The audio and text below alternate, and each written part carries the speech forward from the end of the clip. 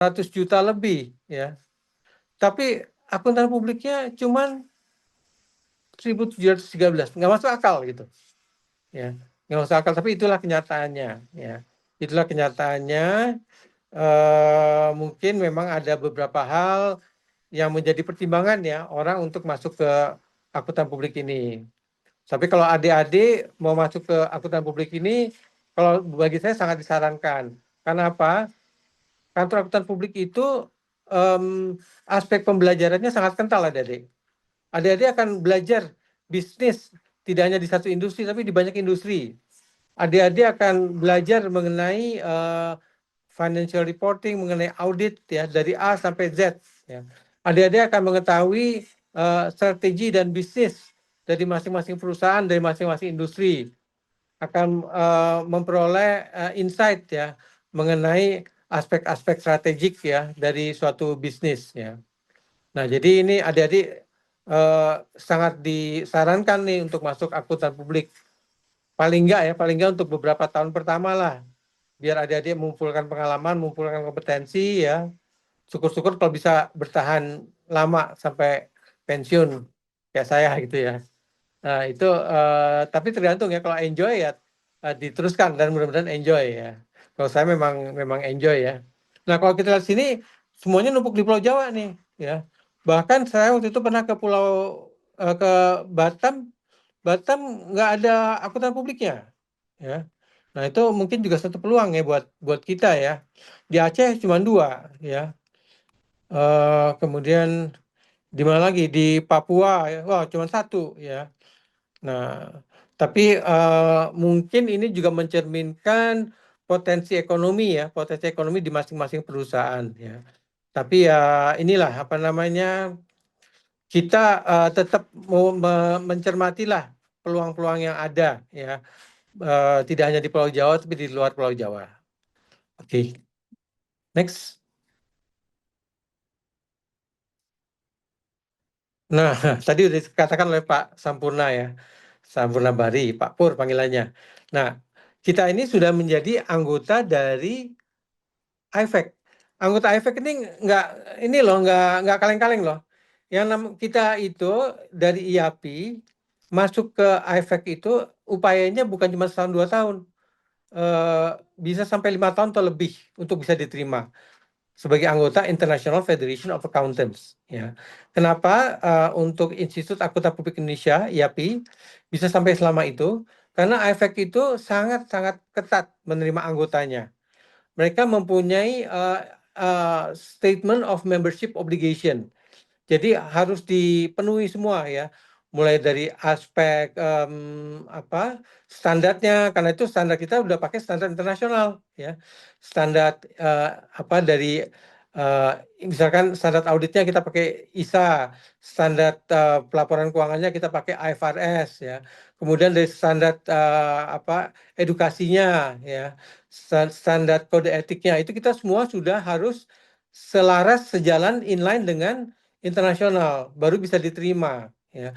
Jadi adik-adik mesti bangga nih kalau nanti adik-adik misalkan mengambil CPA lalu menjadi anggota IAPI, karena menjadi tadi yang katakan Pak Sampurna, bagian dari komunitas global yang diakui, yang dari standar-standarnya, prosedur-prosedurnya itu sudah setara dengan akuntan manapun di seluruh dunia, mau di Singapura, mau di Malaysia, mau Jepang, US maupun dari Europe gitu ya. Kita sudah setara dari segi infrastrukturnya ya. Oke. Infrastruktur peraturan. Oke. Next. Nah, ini untuk bagaimana mendapatkan akuntan publik nanti akan dibahas oleh Pak Said Amru ya dalam sesi berikutnya. Tapi step-stepnya yang pertama adik-adik mengikuti dan lulus ujian profesi CPA Indonesia ya. Kemudian samping itu juga nanti setelah lulus ujiannya, adik-adik akan dinilai pengalaman kerjanya di bidang audit laporan keuangan. Nanti bisa ada interview atau di review working papers adik-adik setelah mendapatkan CPA itu, karena mesti punya pengalaman juga kan, punya pengalaman. Nanti ada verifikasi mengenai pengalaman, kemudian dilihat working papers-nya apakah memenuhi syarat atau tidak, baru kemudian mendapatkan izin praktek dari Kementerian Keuangan RI. Ya. Oke, next.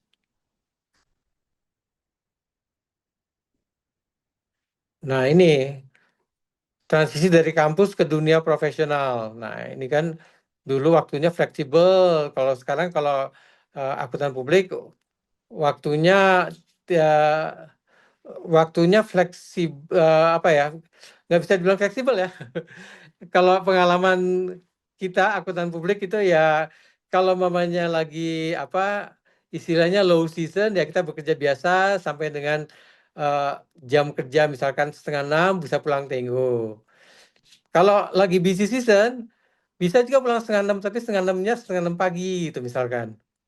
Tapi itu nggak sering lah, itu berdasarkan kebutuhan gitu ya. Tapi memang kita bekerja keras ya, bekerja keras ya, karena tuntutan deadline biasanya datangnya sekaligus gitu ya. Tapi ada deh jangan khawatir, kita bekerja keras itu sebenarnya ada benefitnya buat kita, dalam arti kita semakin akselerasi akumulasi pengetahuan dan pengalaman kita ya. Nah, ini ada seorang CEO yang berkata seperti ini, CEO dari China yang sangat senior, dia bilang work life balance itu perlu ya. Tapi kalau kamu masih muda, kamu nggak usah selalu mikirin work life balance lah. Kamu kerja aja secara keras gitu ya. Bekerja keras, mengumpulkan pengalaman, mengumpulkan kompetensi gitu ya. Mumpung masih muda, mumpung masih kuat. Ya, itu satu pandangan aja ya. Silakan dipertimbangkan. Setuju apa enggak itu? Oke. Dan satu lagi ya, adik-adik udah tamat S1. Wah, dengan nilai GPA IPK 4,0, beres lah, udah nggak usah belajar lagi. Udah paling jago gitu. Nah, asal tahu aja ya, saya umur 60 tahun lebih, udah mau pensiun ya. Sampai hari ini, sampai kemarin saya masih dikejar-kejar untuk training ya. Untuk training, untuk mengasah kompetensi ya. Dan ada ujiannya dan saya mesti lulus ya. Jadi dunia akuntan publik itu adalah dunia lifelong learning, ya. Lifelong learning nggak cukup ilmu kita waktu kuliah, nanti begitu ada masuk kerja 3 tahun juga udah usang, udah ganti, udah pakai digital semua, ya. Nah itu kan mesti di catch up, ya. Karena itu lifelong learning itu mutlak bagi kita semua, ya. Tetapi lifelong learning ini sekali lagi buat kita ya sebenarnya bukan beban tapi peluang ya. Peluang untuk mengasah kompetensi kita terus-menerus sehingga kita bisa marketable dimanapun dan kapanpun. Ya. Oke, next. Oh, ini slide yang ditunggu-tunggu. Jadi kira-kira demikian adik-adik ya. Jadi kalau saya bisa simpulkan dua hal ya. Yang pertama, lapangan bekerja adik-adik ini sangat luas sekali ya. Tiga deh. Yang kedua, adik-adik mesti mengasah kompetensi, kumpulin tuh sertifikat-sertifikat ya. Dan yang ketiga, lifelong learning ya.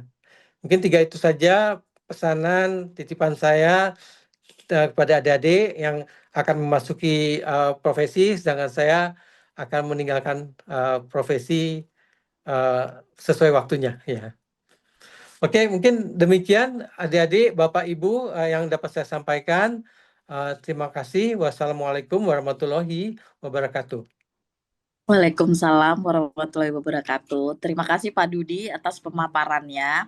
Semoga pemaparan yang Pak Dudi sampaikan menambah insight dan minat buat rekan-rekan kuliah umum hari ini untuk menjadi akuntan publik, ya Pak. Betul Bu, Selanjutnya, makasih. iya, materi selanjutnya yaitu mengenai tahapan ujian CPA yang akan dibawakan oleh Bapak Said Amru. Kepada Bapak Said, kami persilahkan. Baik, terima kasih Bu Yeyen. Assalamualaikum warahmatullahi wabarakatuh. Selamat pagi menuju siang Bapak Ibu semua. Yang saya hormati Bapak Sempurna Bahri, selaku pengurus wilayah, dan juga Bapak-Bapak Ibu dari pengurus IAPI yang juga hadir pada pagi hari ini. kemudian Bapak Ibu dari pimpinan perguruan tinggi beserta dosen yang hadir pada hari ini. Selanjutnya untuk mahasiswa-mahasiswi yang ikut di kuliah umum ini yang saya banggakan. Tadi kita sudah mendengarkan paparan dari penjelasan dari Pak Dudi mengenai eh, menjadi akuntan di kantor akuntan publik. Tadi penjelasan komprehensif, banyak sekali kesempatan pekerjaan yang bisa dilakukan di kantor akuntan publik. Jadi yang diketahui mungkin hanya menjadi akuntan saja, ternyata tadi sudah jelaskan kalau nanti di kantor akuntan publik, kalau mempunyai jadi entrepreneur, menjadi akuntan publik, mempunyai KAP, itu bisa banyak sekali, tadi dijelaskan oleh Pak Dudi, jenis-jenis jasa yang dapat diberikan. Nah, untuk yang sesi ini saya hanya fokus bagaimana menjadi CPA karena itu yang menjadi fokus utama dari eh, menjadi akuntan publik. Baik, Bapak Ibu, rekan-rekan semua, saya mulai eh, memaparkan mengenai bagaimana caranya untuk bisa atau tahapan untuk menjadi CPA of Indonesia di kita di Indonesia. Next, silakan. Seri- Saya sedikit mengulang tentang IAP yang tadi sudah dijelaskan cukup banyak, baik dari Bapak Ketua Umum, dari Bapak Sebunda Bahri, kemudian dilanjutkan juga oleh Pak Dudi mengenai IAP. Yang saya tambahkan sedikit, tadi baru diceritakan mengenai IAP sebagai IFAC. Kita juga member dari ASEAN Federation of Accountant atau AFA sudah sejak tahun 2018. Jadi nanti rekan-rekan yang menjadi CPA Indonesia bisa otomatis ikut menjadi juga ASEAN CPA hanya dengan mendaftar saja tanpa ada tes-tes lagi. Kemudian IAPI juga menjadi anggota luar biasa KD sejak tahun 2022 dan sejak 2023 kita menjadi member dari IOEV yang berpusat di Bahrain yang ini fokus kepada Syariah Accounting atau Islamic Accounting. Jadi rekan-rekan yang ingin belajar tentang Syariah di IAPI juga lengkap, tapi hari ini saya tidak akan membahas itu, cuma secara umum eh, di YAPI kita mempunyai hampir semua hal-hal yang terkait dengan sertifikasi atau standar dari akuntansi yang standar dari audit yang penerapannya terkait dengan jasa yang akan diberikan. Jadi saya tidak akan menjelaskan tentang itu. Tadi sedikit Pak Dudi juga menjelaskan mengenai sertifikasi, yang kebetulan saya juga ada di Dewan Sertifikasi. Terima kasih Pak Dudi yang sudah menjelaskan banyaknya sertifikasi yang ada di kita yang bisa menjadi bekal bagi teman-teman, rekan-rekan semua dalam mengarungi kehidupan memberikan jasa profesional kepada publik nantinya. Tapi yang paling mendasar tentu adalah menjadi akuntan publiknya yang kita bahas. Eh, Slide ini rekan-rekan Bapak Ibu semua sudah jelaskan juga tadi oleh Bapak Ketua Umum di paparan awal bahwasanya profesi akuntansi, akuntan publik ini eh, profesi yang terhormat karena juga diatur secara khusus oleh undang-undang. Jadi pemberian jasa asuran tadi disampaikan oleh Pak Dudi hanya diatur di undang-undang hanya boleh diberikan oleh akuntan publik. Jadi nggak boleh ada profesi lainnya yang bisa memberikan jasa asuran, laporan keuangan, karena secara peraturan, secara undang-undang sudah diatur hanya bisa diberikan oleh akuntan publik. Nah, dalam rangka memberikan jasa itu, undang-undang juga mengatur mengenai kewenangan yang diberikan kepada asosiasi profesi dalam hal ini IAPI. Ada 4 kewenangan yang saya tidak ulangi lagi secara detail karena tadi juga cukup detail dijelaskan oleh Bapak Tarko, Bapak Ketua Umum dalam pembukaan tadi. Ada 4 wewenang utama yang diberikan ke IAPI. Pertama, menyusun standar profesional keuangan publik, yaitu standar audit biasanya yang mungkin yang rekan-rekan dari mahasiswa. Jadi standar audit yang berlaku di Indonesia, yang diterapkan di Indonesia itu penetapannya itu penyusunan dan penetapannya merupakan wewenang dari IAP. Kemudian kedua, melaksanakan ujian profesional akuntan publik. Jadi yang berhak melaksanakan UPAP itu hanya diberikan kepada IAP. Jadi IAP akan bekerja sama, nanti kita akan jelaskan dengan pihak lainnya dalam rangka pelaksanaan ujian profesional akuntan publik tersebut. Kemudian ketiga, melakukan review mutu untuk menjamin bahwasannya pekerjaan dari akuntan publik itu sesuai dengan standar profesional akuntan publik. Jadi secara berkala setiap akuntan publik itu akan mendapatkan review dari kita di IAPI kan yang menjadi tugas kita sebagai review mutu. Di samping memang Departemen Keuangan, Kementerian Keuangan juga melakukan review terhadap pekerjaan dari akuntan publik. Kemudian IAPI juga melaksanakan pendidikan profesional berkelanjutan PPL. Dan ini setiap tahun kewajiban dari akuntan publik itu dalam rangka bisa tetap memberikan jasa itu wajib mengikuti PPL. Ya, secara aturan itu disebutkan ada 40 SKP setiap tahunnya wajib diikuti dan pelaksanaannya diatur atau wewenangnya diberikan kepada IAPI dalam rangka melaksanakan PPL tersebut. Next. Rekan-rekan semua, yang pertama dan utama sekali untuk tanggung jawab atau tugas dari akuntan publik itu adalah public trust atau kepercayaan publik. Jadi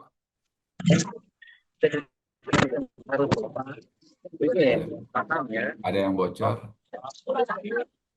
Maaf.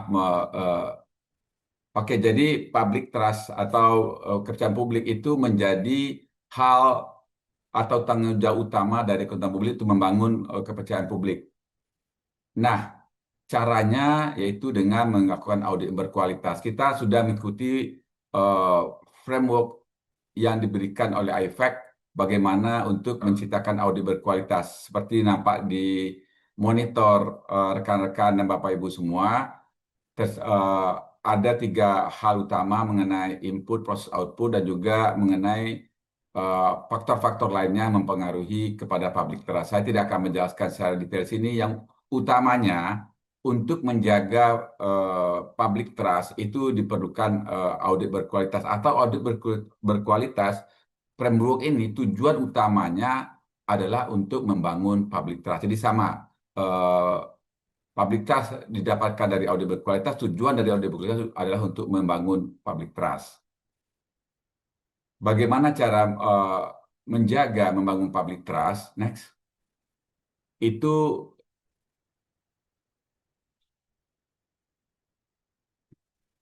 kecepatan ya. Baik, nah ini, sorry. Next, ya, oke. Jadi rekan-rekan semua, untuk bisa menjaga atau membangun public trust, kita mesti menjadi trusted profesional atau profesional yang terpercaya. Salah satu caranya adalah menjadi CPA. Jadi kuliah umum ini ingin menyampaikan kepada kita semua bahwasanya CPA itu adalah salah satu trusted profesional yang tugas utamanya membangun atau menjaga dari public trust.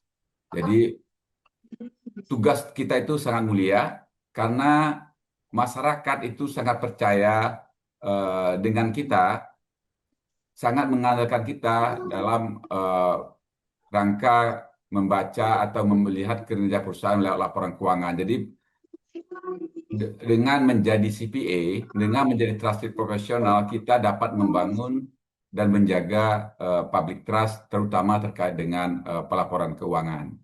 Jadi tahap selanjutnya bagaimana untuk menjadi CPA dan apa syarat-syaratnya. Nanti akan saya jelaskan dalam slide berikut ini.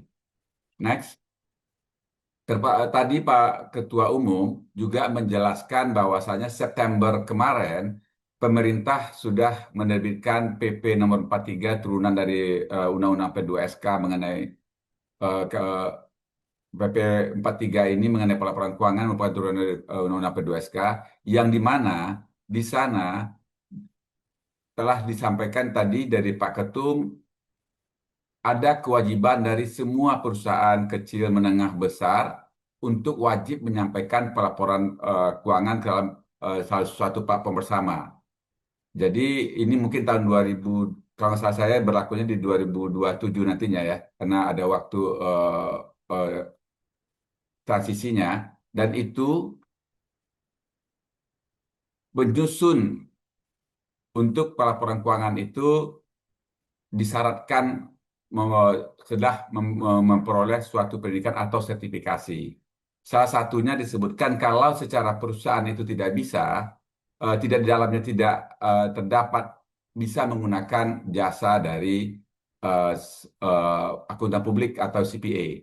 Jadi ini di undang-undang ini makin menambah peluang kita sebagai akuntan publik untuk eh, memberikan jasa dan eh, di dalam rangka pemenuhan PP 43 ini pelaporan keuangan ke dalam satu platform. Jadi nanti jika tadi dijelaskan jika pelaporan keuangan melalui platform itu dilakukan, itu mesti disusun oleh orang-orang yang mempunyai kompetensi. Salah satunya eh, kita di akuntan publik sebagai CPA. Next.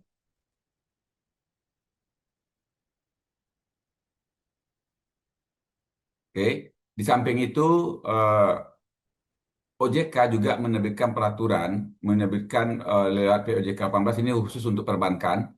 Kemudian juga akan diikuti dengan POJK lain untuk bagian lainnya dalam rangka memperkuat kepatuhan kepada pelaporan keuangan kepada semua perusahaan. Nanti yang untuk yang PJK 18 rekan-rekan semua ini hanya terkait dengan sektor perbankan, itu juga disampaikan bahwasanya penyusunan laporan keuangan itu juga melibatkan akuntan bersertifikat.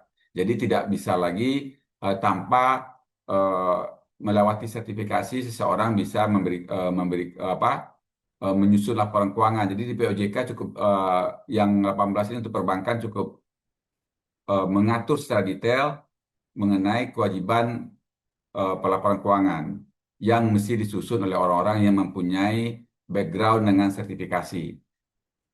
Kemudian yang tadi PPBK yang PP 43 juga sama, ya sudah barusan saya jelaskan, juga mesti eh, laporan-laporan keuangan yang diunggah di dalam platform bersama tersebut atau single window, personal statement single window itu juga mesti disusun oleh orang-orang yang sudah bersertifikasi. Jadi rekan-rekan semua ini menunjukkan bahwasanya pentingnya eh, kita menjadi akuntan publik atau menjadi seorang CPA yang akan membantu terlaksananya dari Undang PP 20 dan juga POJK ini nantinya ke depan.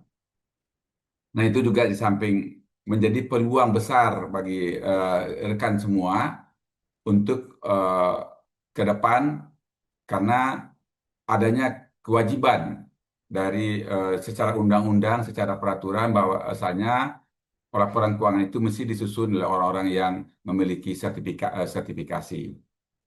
Next. Di sini menunjukkan peran akuntan publik di semua lini. Jadi apapun eh, jenis atau eh, bidang di dalam perekonomian kita itu pasti membutuhkan akuntan publik karena semua kinerja biasanya diukur dari pelaporan keuangan. Jadi mau kerja di bagian manapun nanti juga akan bisa dimasuki oleh orang dengan background eh, akuntan. Ini lebih untuk menjelaskan di semua lini pekerjaan itu ada kebutuhan untuk akuntan ada di sana. Jadi secara undang-undang PT itu memang eh, diatur perusahaan yang beraset 50 miliar ke atas itu wajib diaudit. Nah, itu audit hanya bisa dilakukan oleh akuntan publik.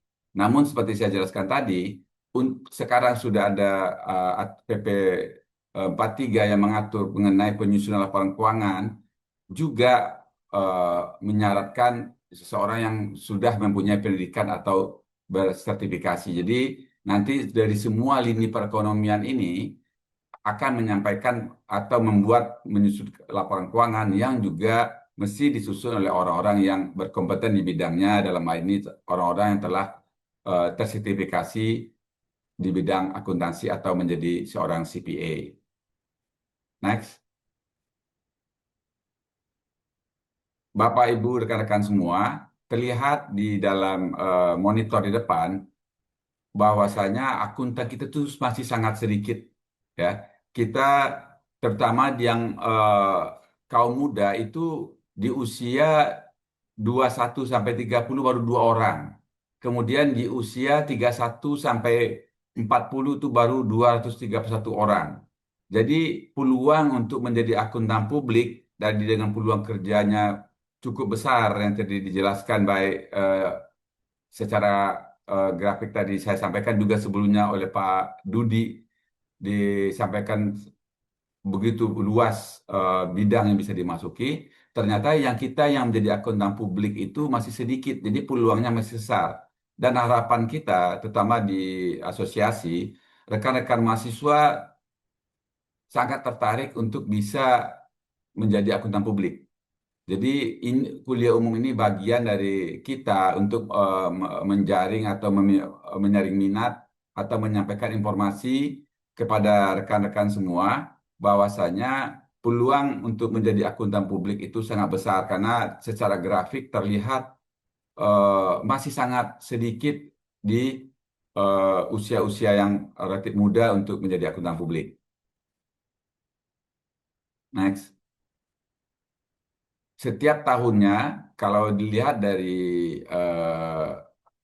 bagan yang ada di monitor rekan-rekan semua, itu rekan akuntan publik di Indonesia itu saat ini itu hanya 1.725 orang. Itu masih sangat sedikit kalau kita bandingkan apalagi dengan negara-negara tetangga, ya. Itu kita presentasinya masih jauh. Jadi peluang untuk pekerjaan sangat luas, dan juga kita berharap rekan-rekan semua tertarik atau berminat besar untuk menjadi akuntan publik, karena kalau dilihat dari grafik ini, peningkatan jumlah AP baru tiap tahunnya itu meningkat.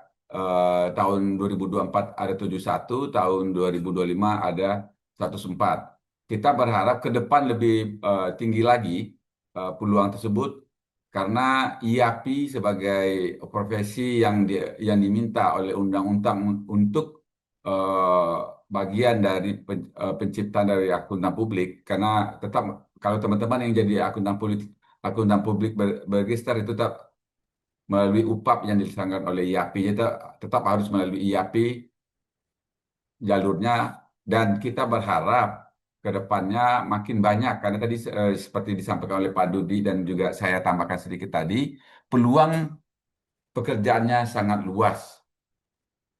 Dan di sini terlihat tahun lalu udah cukup. Jadi kalau dari grafik Bapak Ibu rekan-rekan semua sudah mulai meningkat, ya, walaupun di tahun 2023 terjadi penurunan, namun tahun 2024 dan 25 mulai terjadi peningkatan kembali.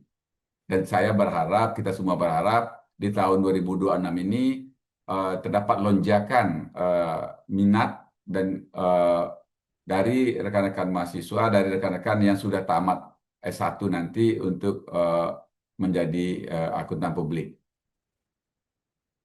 Next. Oke, caranya bagaimana untuk menjadi akuntan publik atau mendapatkan izin akuntan publik? Tadi sedikit disinggung oleh Pak Dudi. Secara karena akuntan publik profesi yang diatur oleh undang-undang, sehingga cara untuk menjadinya pun diatur. di dalam undang-undang dan di apakan dijabarkan lagi dari PP 20 dan PMK 186 eh, tahun 2021 ya. Jadi tahap pertamanya itu mengikuti dan lulus ujian profesi akuntan publik yang diselenggarakan oleh IAPI. Kemudian kedua diwajibkan juga eh, sudah mempunyai pengalaman. Nanti IAPI akan melakukan verifikasi mengenai pengalaman di bidang audit laporan keuangan yang dimiliki oleh rekan-rekan yang ingin menjadi akuntan publik. Jadi pertama syaratnya itu lulus CPA dulu, kemudian juga sudah mempunyai pengalaman, nanti pengalamannya kita verifikasi, kemudian berbekal itu dan persyaratan lainnya diajukan izin ke Kementerian Keuangan untuk menjadi akuntan publik. Jadi itu tahap-tahapannya untuk menjadi akuntan publik sesuai dengan Undang-Undang Nomor 5 Tahun 2011 dan juga penjelasan lebih detail di dalam PMK tahun nomor 186 tahun 2021. Next. Jadi Bapak Ibu rekan-rekan semua, di IAPI kita mempunyai 3 jalur untuk dalam rangka menjadi CPA. Ya, pertama mungkin ini yang lebih tepat untuk mahasiswa, eh, yaitu ujian reguler. Jadi mengikuti ujian reguler, baik untuk menjadi Associate CPA atau ACPA, itu mesti lulus di ujian tingkat dasar dan plus ada persyaratan magang 3 bulan.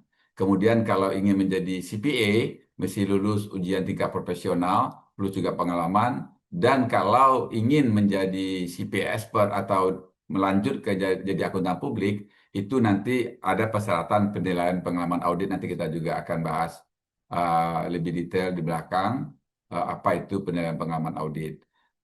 Juga IAPI menyediakan jalur lainnya, jalur workshop, yaitu untuk yang bagi teman-teman yang sudah punya hold atau RNA, yang sudah mempunyai apa namanya ini, register akuntan negara. Kemudian kita juga memberikan jalur workshop yang di jalur ini ada beberapa kemudahan yang didapatkan untuk menjadi ACPA dan CPA. Nanti bahkan kita juga akan jelaskan lebih detail untuk jalur workshop dan juga untuk jalur penyetaraan. Jadi kalau rekan-rekan yang sudah mahasiswa yang sudah tamat kemudian bekerja di kantor akuntan publik, biasanya itu untuk mengaudit BUMN, perusahaan negara, biasanya itu mengikuti sertifikasi BPK. Nah, di teman-teman yang sudah lulus dari program ikut sertifikasi BPK juga nanti mendapat jalur khusus di IAPI dan mendapat waiver, hanya mengikuti 2 mata ujian untuk bisa menjadi ACPA, kemudian dilanjutkan menjadi CPA. Demikian juga yang di PPAK juga nanti akan ada waiver untuk beberapa mata ujian. Nanti kita akan bahas di belakang. Ada yang dapat 9 untuk PPAK dengan akreditasi A dan 8 untuk akreditasi B, sehingga terdapat kemudahan untuk menjadi ACPA dan CPA kalau sudah ikut di PPAK. Next. Ini tingkat CPA. Pertama itu ada junior CPA dan associate CPA. Junior CPA lebih ditujukan untuk D3, ACPA untuk yang nanti yang S1 tapi yang masih hanya mengikuti dari ujian tingkat dasar. Kalau melanjutkan CPA, mesti mengikuti ujian tingkat profesional. Kemudian kalau ingin menjadi akuntan publik, terdaftar, nanti ikut penilaian pengalaman audit. Jadi ada 3 tahapan. Secara gelar, nomor 2, nomor 3 sama-sama bergelar CPA. Cuma kalau yang nomor 3 itu bisa berpraktik sebagai akuntan publik nantinya dengan meneruskan permohonan izin kepada Kementerian Keuangan setelah melalui proses penilaian pengalaman audit. Jadi ada tambahan untuk mendapatkan STL UPAP nantinya ada proses yang disebut dengan penilaian pengalaman audit. Nanti detailnya di belakang juga kita bahas rekan-rekan semua, Bapak Ibu semua. Next. Rekan-rekan Bapak Ibu semua, secara umum yang untuk yang jalur reguler atau CPA pathway yang kita sebutnya, jadi seseorang yang ingin menjadi CPA, persyaratannya tentu berbackground akuntansi.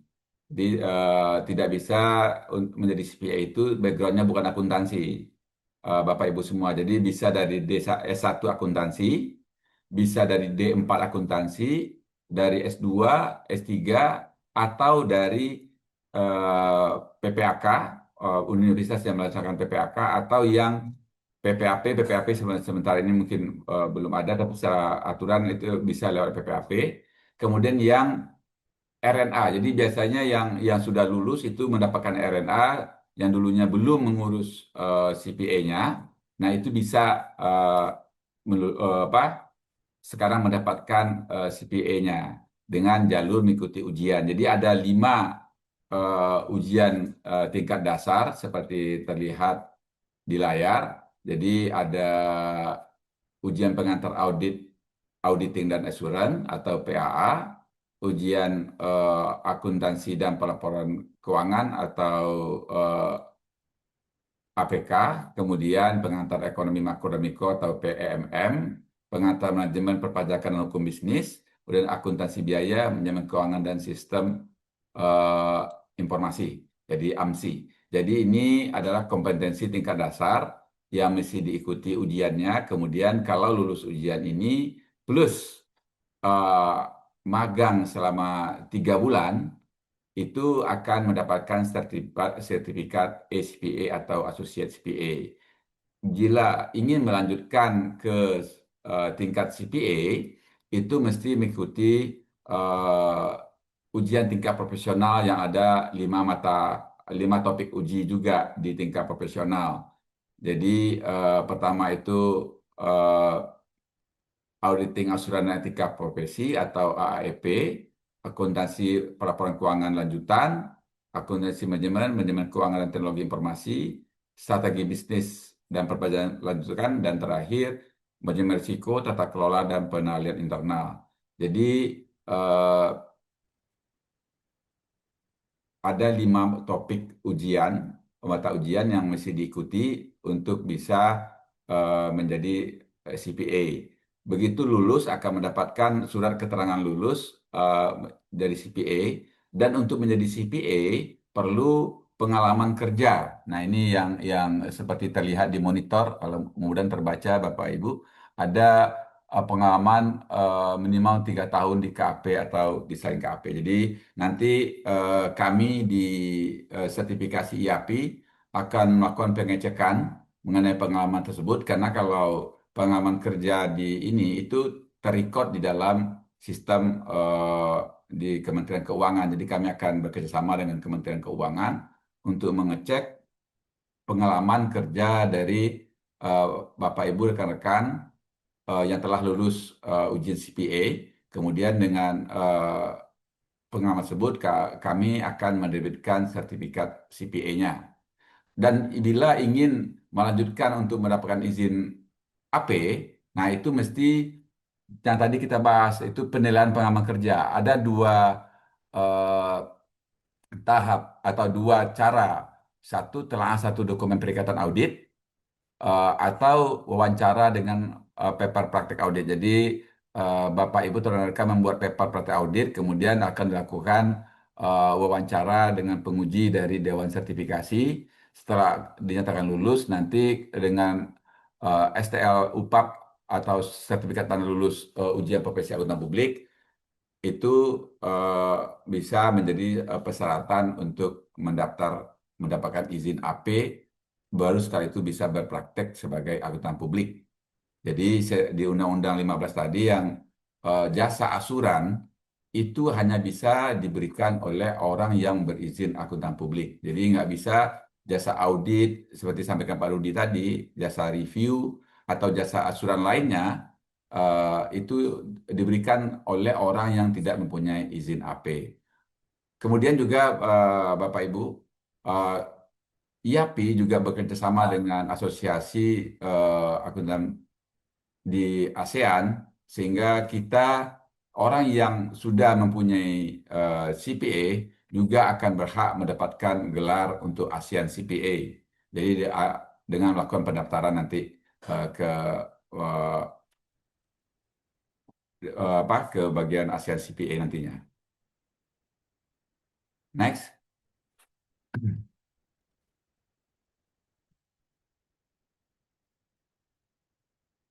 Mata ujian CPA yang tadi saya jelaskan, jadi ini mungkin lebih detail tadi lewat akronim Bapak Ibu ya. Mungkin ini di layar kelihatan uh, mata ujian tersebut. Kemudian IAPI juga sudah menerbitkan modul-modul untuk mata ujian ini. Jadi kalau misalnya ingin lebih melakukan pelatihan, itu dapat membaca modul-modul yang sudah next belum dibuat oleh IAPI. Jadi untuk junior CPA itu eh, khusus untuk D3 akuntansi ya, untuk jadi junior CPA dan untuk jadi ACPA, tadi saya sudah sampaikan ada 5 topik mata ujian yang mesti diikuti dan mesti lulus, plus 3 bulan magang kalau CPA, plus tadi ada lulus dulu mata ujian tingkat dasar atau ACPA, kemudian mengikuti ujian tingkat profesional. Jadi baru bisa menjadi CPA plus ada verifikasi mengenai pengalaman kerja selama 3 tahun. Nah, untuk menjadi CPA expert atau menjadi akuntan publik yang terdaftar nantinya, itu ada ditambah lagi satu tahap yaitu namanya penilaian pengalaman audit. Ini yang tadi ada 2 metode cara yang bisa ditempuh, satu telaah dokumen, satu perikatan audit, atau wawancara dengan paper praktek audit. Jadi membuat paper, kemudian dilakukan wawancara terhadap paper yang dibuat tersebut. Ini dilakukan nanti secara daring uh, dengan tim di Dewan Sertifikasi IAPI. Next.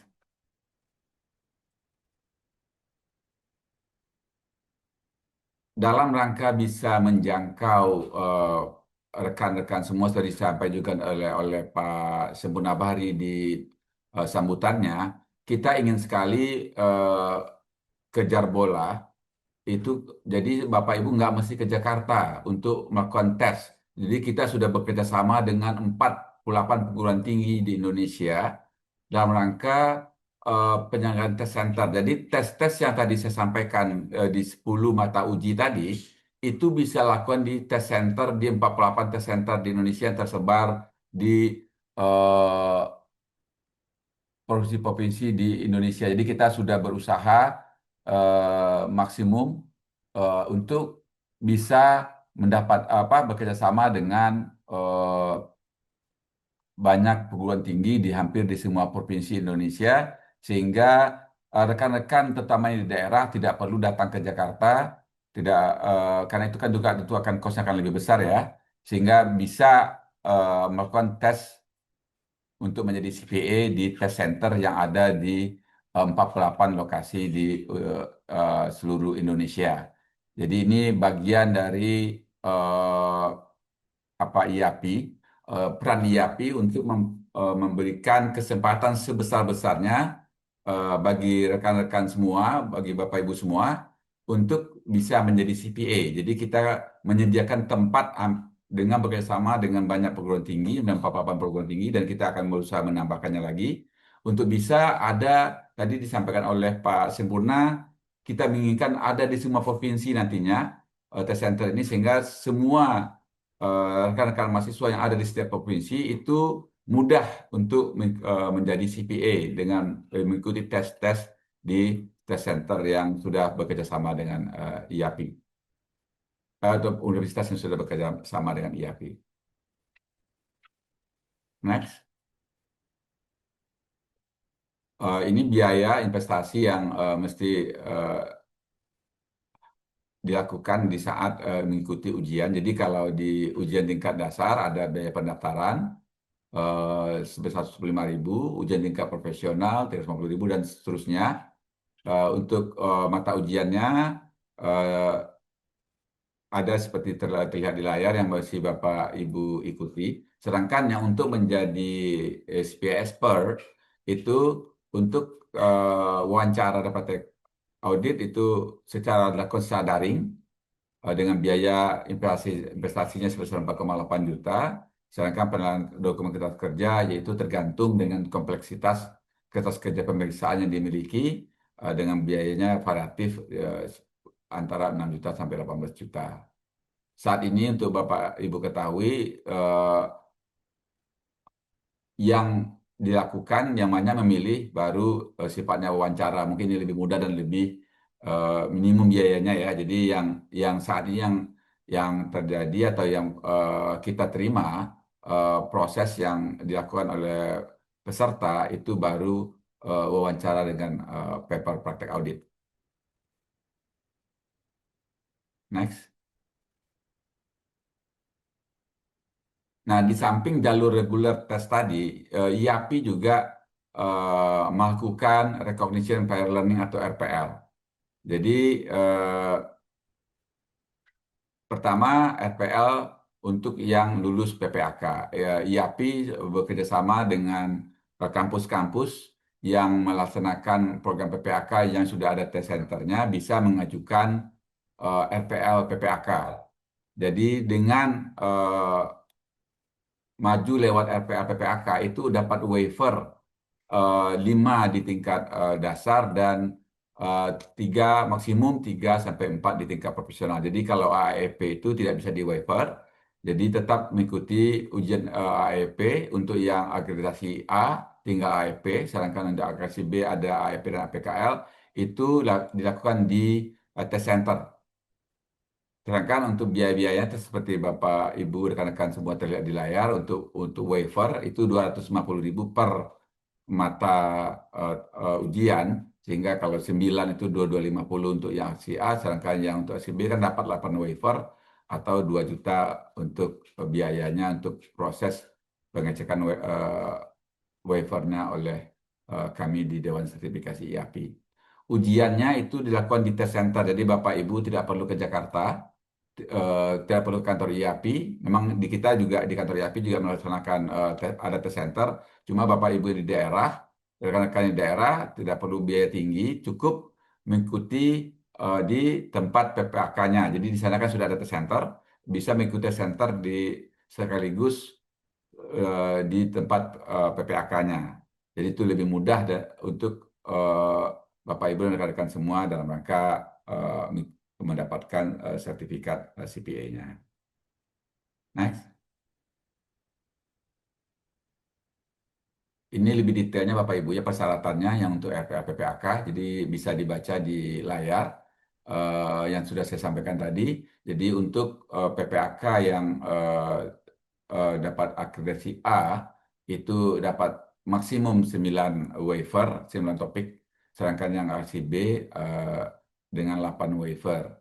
Jadi nanti IAPI sudah membuat mana saja PPAK yang regresi A, mana juga yang PPAK yang akreditasi B. Jadi sedangkan biaya-biayanya persyaratannya seperti terlihat di layar ya. Next. Next adalah rincian dari perguruan tinggi yang universitas sudah bekerjasama dengan IAPI. Terlihat mana yang masuk kelompok A dan mana yang masuk akreditasi B, dan maksimum dari waiver yang bisa diberikan itu yang A9, yang B8. Jadi tentu tergantung nanti setelah pengecekan ulang oleh IAPI waktu diajukannya waiver, karena kami akan mengecek ulang kembali pemberian waiver tersebut dengan mengecek ke dalam silabus yang diajarkan dan nilai yang didapatkan oleh masing-masing mahasiswa. Next. Ini secara grafik atau secara gambar Bapak Ibu mengenai pathway-nya untuk PPAK. Jadi syaratnya mesti S1 atau D4 akuntansi, dan untuk PPAK yang sudah bekerjasama dengan IAPI, dan teman-teman yang mahasiswa yang ingin mengikuti mesti mendapatkan surat waivernya dulu dari PPAK yang tempat dilakukannya PPAK. Jadi dengan itu kami akan memberikan waiver untuk yang tingkat dasar, kemudian 4 waiver maksimum untuk yang tingkat profesional. Setelah itu hanya dengan mengikuti untuk yang A hanya untuk ujian AEP bila lulus akan mendapat surat keterangan lulus dan kami akan melakukan verifikasi untuk pengalaman kerja audit kemudian diterbitkan sertifikat CPA-nya. Dan bila ingin melanjutkan untuk mendapatkan izin AP yaitu seperti yang saya jelaskan sebelumnya ada satu lagi proses yaitu penilaian pengalaman kerja ya yang bisa lewat dua cara. Tapi yang tadi saya sudah sampaikan, umumnya saat ini pesertanya hanya mengikuti yang mungkin itu yang lebih ringan biayanya, itu wawancara dengan paper audit. Next. Ini waiver-waivernya Bapak Ibu semua, jadi 5 yang dasar dan 3 sampai 4 untuk yang profesional ya. Jadi ini semacam insentif yang diberikan oleh IAPI untuk yang teman-teman yang sudah mengikuti PPAK. Jadi bisa lebih cepat jalurnya untuk menjadi seorang CPA. Next. Sedangkan yang untuk yang sudah mendapatkan gelar ACPA, ya, itu juga bisa juga untuk mengikuti workshop.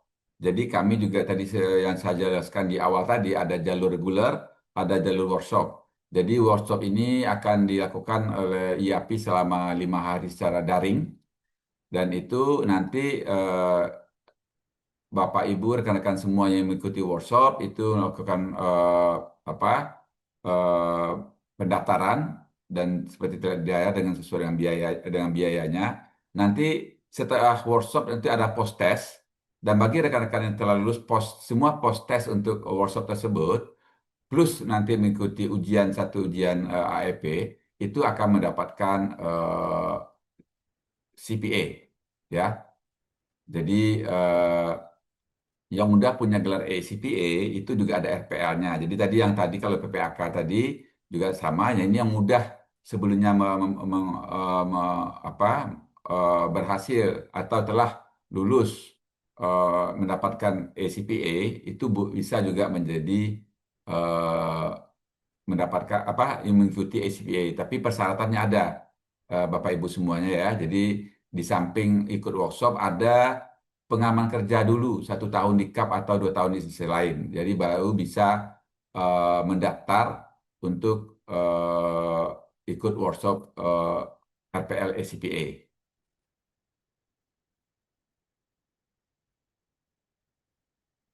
Ini secara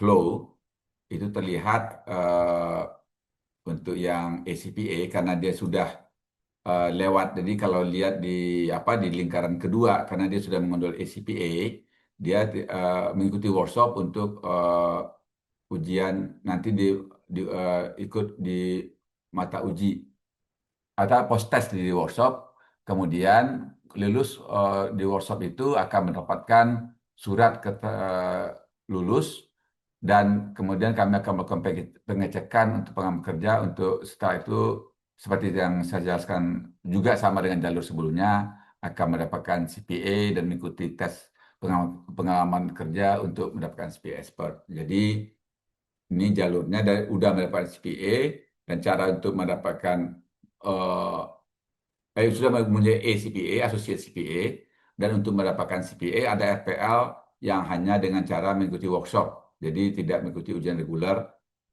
di test center, hanya mengikuti workshop selama 5 hari yang diadakan oleh Dewan Sertifikasi IAPI. Workshop ini kita adakan secara daring, secara online selama 5 hari. Next. Kemudian untuk teman-teman, rekan-rekan, Bapak Ibu semua yang sudah mempunyai gelar RNA, juga kita mempunyai apa RPL untuk yang RNA yang itu jadi juga akan mengikuti workshop untuk yang apa yang sudah mempunyai RPL untuk RNA ini yaitu 4 hari secara daring. Jadi yang udah eh, Bapak Ibu semua yang mungkin yang lama-lama ini ya, yang sudah mempunyai sebelumnya dapat gelar RNA, kemudian eh, dengan mengikuti program ini, para pemegang RNA itu sudah dinyatakan lulus tingkat dasar. Jadi nggak perlu lagi mengikuti tingkat dasar, langsung mengikuti workshop selama 4 hari. Nanti eh, akan mendapatkan post test dan lulus post test tersebut akan eh, dianggap lulus untuk 4 mata uji dan tinggal mengikuti satu lagi ALP untuk menjadi CPA. Jadi nanti mengikuti di test center untuk ujian ALP-nya. Next. Jadi ini secara flow Bapak Ibu semua. Jadi untuk yang udah punya RNA, kita memberikan waiver untuk yang tingkat dasar dan diberikan AACPA bagi yang mudah mendaftar mengikuti workshop itu tersebut dan sudah dapat AACPA.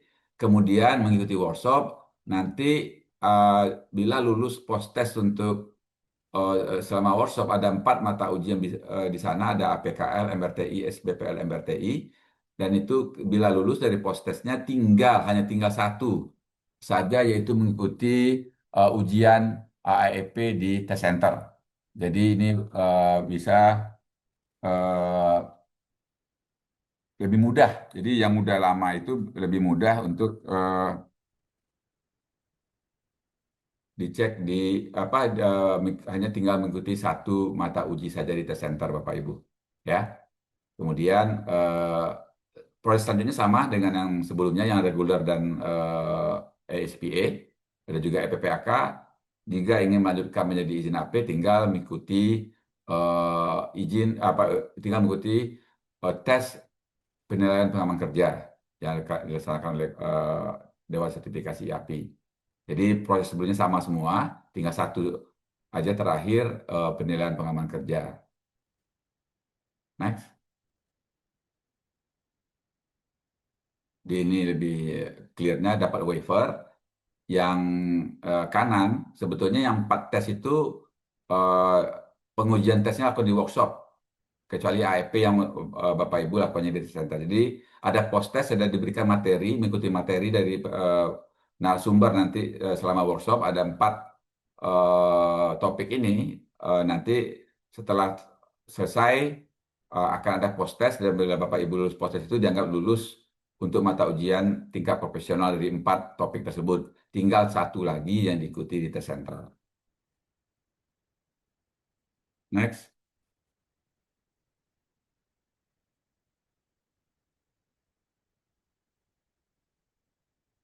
Ini yang khusus untuk Bapak Ibu dosen yang ingin mendapatkan sertifikat in teaching accounting atau CTA, IAPI juga memberikan kesempatan untuk mengikuti workshopnya.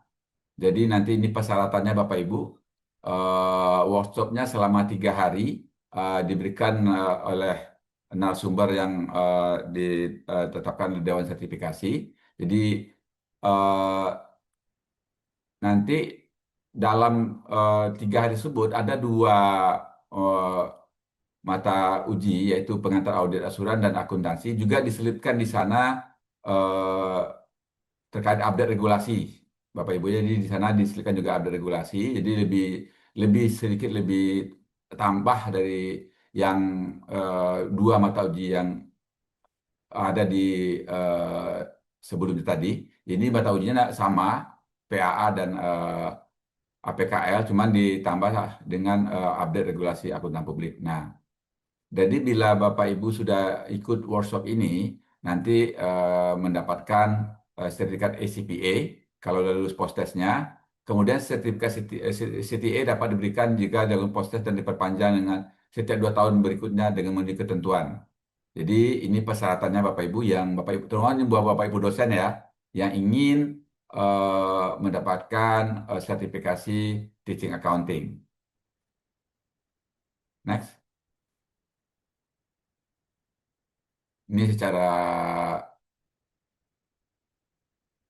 flow, Bapak Ibu. Jadi untuk mendapatkan CTA dan ACPA juga.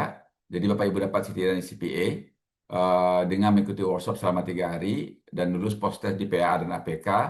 Kemudian kalau ingin melanjutkan menjadi CPA sama dengan jalur sebelumnya, Bapak Ibu ya. Jadi ini hanya menjelaskan sampai Bapak Ibu mendapatkan CTA. Kemudian bila ingin melanjutkan ke CPA atau ke CPA Expert, yaitu mengikuti sama dengan jalur reguler.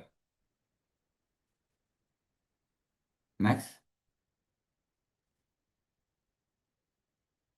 Tadi di awal juga saya sampaikan bagi staf KAP yang sudah lulus sertifikasi BPK. Jadi Bapak Ibu, biasanya di KAP kalau rekan-rekan yang mengaudit perusahaan BUMN atau ingin menjadi auditor bantuan BPK, itu biasanya mesti lulus sertifikasi di BPK, sebagai sertifikasi pemeriksa atas nama BPK. Nah, kami di IAPI juga memberikan waiver untuk rekan-rekan yang telah lulus sertifikasi BPK ini. Jadi yang telah lulus sertifikasi pemeriksa BPK, itu seperti terlihat di layar, di monitor, untuk bisa mendapatkan ACPA ya. Jadi persyaratannya seperti terlihat di layar, ada waiver, kemudian juga ada uang pendaftaran dan ada mata uji yang dilakukan di test center. Next.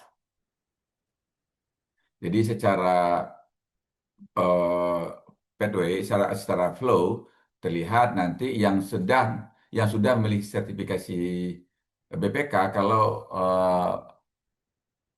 mengikuti workshop itu di waiver yang tingkat dasarnya jadi langsung dapat ACPA ya, sehingga dan mengikuti habis itu ujian kompetensi di test center untuk yang belum kan ada cuma 2 mata uji yang diikuti workshop yang dispesialkan ya. Jadi nanti selainnya itu bisa mengikuti ujian di test center.